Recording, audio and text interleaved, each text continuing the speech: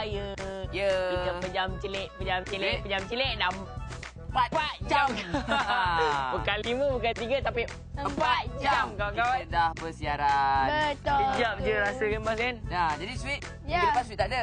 Minggu ni kami bagi penghormatan dekat Sweet untuk bagi soalan hari ni.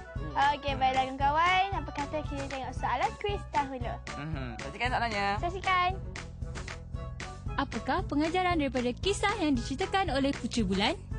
Apakah genre muzik yang diketengahkan dalam segmen Tune at Kids on Tour pada episod kali ini? Pemenang kuis episod 30.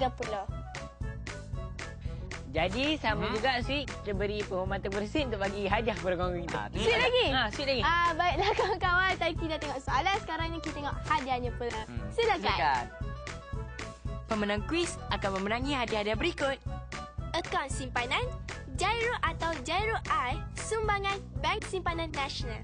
Hamper barangan Stabilo, sumbangan Stabilo Malaysia.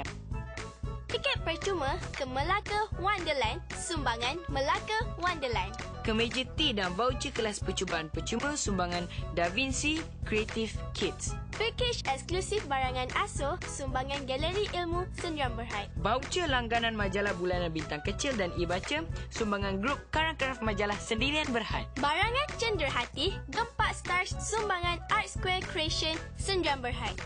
Syarat penyertaan adalah seperti berikut. Hantarkan jawapan soalan kuis ke Jadi Sweet, kita beri penghormatan kepada Sweet, Sweet cakap semua. Nah. Tak nak lah. Tak nak Okey, tahu tak siapa apa, yang tak cakap.